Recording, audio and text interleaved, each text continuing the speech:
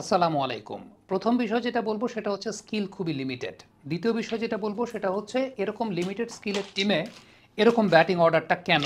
প্রত্যেকেরই আমার কাছে মনে হয়েছে যে একটা ডাউন পরে ব্যাটিং করেছে। টিম সিলেকশনের জায়গাটা আমার কাছে একটু আনইউজুয়াল মনে হয়েছে এই সেন্সে যে আপনি ৪টা টপ অর্ডারের ব্যাটসম্যান একসঙ্গে নিয়েছেন টি-20 ক্রিকেটে এবং নাইম শেখকে আপনি তখন ৪-এ ব্যাটিং করাচ্ছেন। উল্টো আপনি হয়তোবা লিটন কুমার দাসকে ৪-এ ব্যাটিং করাতে পারতেন, কিন্তু নাইম শেখকে আসলে ১-২-৩-এর নিচে ব্যাটিং করানোটা সেটা আসলে হয় না। কারণ নাইম কখনো ৪-এ ব্যাটিং করেন কিনা বা এরকম ৮ নম্বর ওভারের পরে ব্যাটিং করেন কিনা আমরা অনেক সময় দেখি যে যদি উইকেট না পড়ে তখন ৩ নাম্বার ব্যাটসম্যানও আসলে ৮-৯ নাম্বার ওভারের সময় নামেন না। তখন ওই যে সমস্ত ব্যাটসম্যানরা ওই রোলের জন্য পারফেক্ট তাদেরকে নামানো হয়। সেই জায়গাটায় নাইমকে ব্যাটিং করানো হয়েছে, আরেকটা জিনিস মিরাজকে ব্যাটিং করানো হয়েছে শামীম পাটোয়ারিরও আগে। এই জায়গাটাও আমার কাছে একটা অনেক বড় কোয়েশ্চেন মার্কের জায়গা যে মেহেদী হাসান মিরাজকে যদি খেলাতে হয়, আমি যেটা বিশ্বাস করি যে মিরাজকে যদি খেলাতে হয় সেটা হয় আপনি ওপেনিংয়ে ব্যাটিং করান, আর না হয় আপনি ৭-৮-এ ব্যাটিং করেন। আপনি এরকম ৪-এ ৫-এ ব্যাটিং করাটা ওটা মেহেদী হাসান মিরাজকে এটা ব্যাটিং অর্ডারের একটা অনেক বড় প্রবলেমের জায়গা আমার কাছে মনে হয়েছে। শামীম ব্যাটিং করতে পারেন নাই ঠিকমতো, সাইফুদ্দিন ব্যাটিং করতে পারেন না, আজকেও তিনি ব্যাটিং করতে পারেন নাই, মানে কালকেও তিনি ব্যাটিং করতে পারেন নাই। সো এটা তার জন্য একটা দুর্ভাগ্যের জায়গা। আমি জানি না টিম সিলেকশনে, প্রথমত টিম সিলেকশনে এইভাবে টিম সিলেকশনটা করা এবং সেই সাথে ব্যাটিং অর্ডারটা নিয়ে কেন এরকম শাফলিংয়ের জায়গাটা বা ব্যাটিং অর্ডার নিয়ে কেন আসলে এই জায়গাটা। এবারে স্কিলের প্রসঙ্গে আসি। লিটন কুমার দাস, আমি প্রথমত যে বিষয়টা বলবো, গুগলি পিক করতে পারেন না।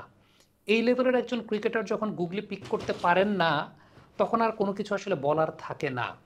আপনি খেয়াল করে দেখবেন, আমি ব্যান্ডার্সের এগেনস্টে যখন তিনি খেলছেন, আউট হওয়ারও আগে যখন গুগলিতে শেক করছিলেন, একটা বল তো একদম একটা জেনুইন গুগলি লিটন পিক করতে পারেন নাই, he went for the leg spinning delivery. তিনি লেগ স্পিনের জন্য ব্যাটটাকে পেতে দিয়েছিলেন এবং আপনি ব্যাট এবং প্যাডের মাঝখানে ফাঁকটা দেখলে বুঝতে পারবেন হি was never near the ball.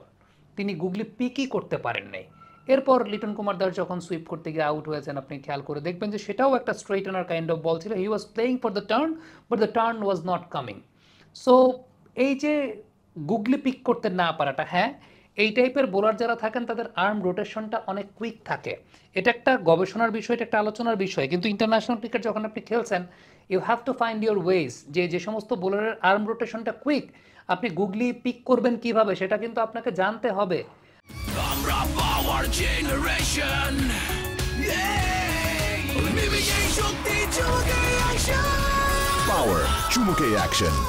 আমি খুব রিসেন্টলি একটা কন্টেন্টে বলছিলাম যে দেবরাজ রাউত আমাকে জানিয়েছিলেন এই টাইপের বোলারদেরকে ইন্ডিয়ান ব্যাটাররা আসলে পিক করেন কিভাবে। ধরে নেন সবগুলো বলই গুগলি ধরে তারপর সে অনুযায়ী ব্যাটিং করেন। But Liton Kumar Das he was playing for the leg spinners, মানে he was playing for the leg spin হবে এই আন্দাজে খেলছিলেন।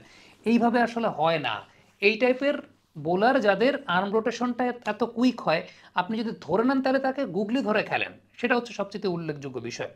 দ্বিতীয়ত যে ব্যাপারটা হচ্ছে সেটা হচ্ছে নাইম শেখকেও দেখছিলাম, নাইম শেখও গুগলি পিক করতে পারছিলেন না, একেবারেই গুগলি পিক করতে পারছিলেন না। তাওহিদ হৃদয়ের ক্ষেত্রে আপনি যদি চিন্তা করেন, তাওহিদের এই প্রবলেমটা আজকের প্রবলেম না। আউটসাইড অফ স্টাম্প, ৫ নাম্বার স্টাম্পের বল মিস করেছেন, উইকেট দিয়েছেন।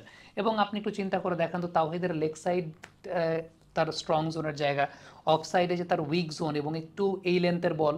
এর আগে মায়াঙ্ক ইয়াদবের এগেনস্টে তাওহিদ হৃদয় কিন্তু সিমিলার প্যাটার্নে ডিসিভড হয়েছিলেন, একদম সিমিলার প্যাটার্নে মায়াঙ্ক ইয়াদবের এগেনস্টে তাওহিদ হৃদয়কে আমরা স্ট্রাগল করতে দেখেছি।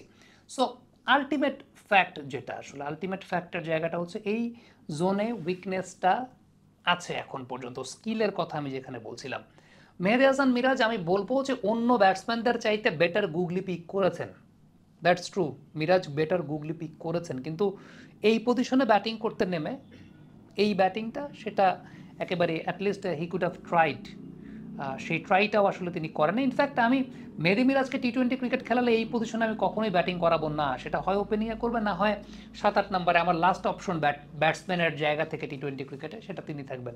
আপনি চিন্তা করে দেখেন যে neither Shamim Patwari nor Saifuddin nor Rishad Hossain ample amount of opportunities তারা পায়ই নাই। Shamim Patwari ample amount of opportunities তিনি পান নাই, আর অন্যান্যরা তো অপরচুনিটি পান নাই। সো ফ্যাক্টের জায়গাটা এখানে আমার কাছে মনে হচ্ছে স্কিল তো একদম নাম্বার ওয়ান বিষয়, যেটা স্কিল লিমিটেড আমাদের খুব। দ্বিতীয়ত যে বিষয়টা ব্যাটিং অর্ডারটা এরকম কেন, এই ব্যাটিং অর্ডারটা কেন এরকম হয়েছে সেটা আমি আসলে জানি না।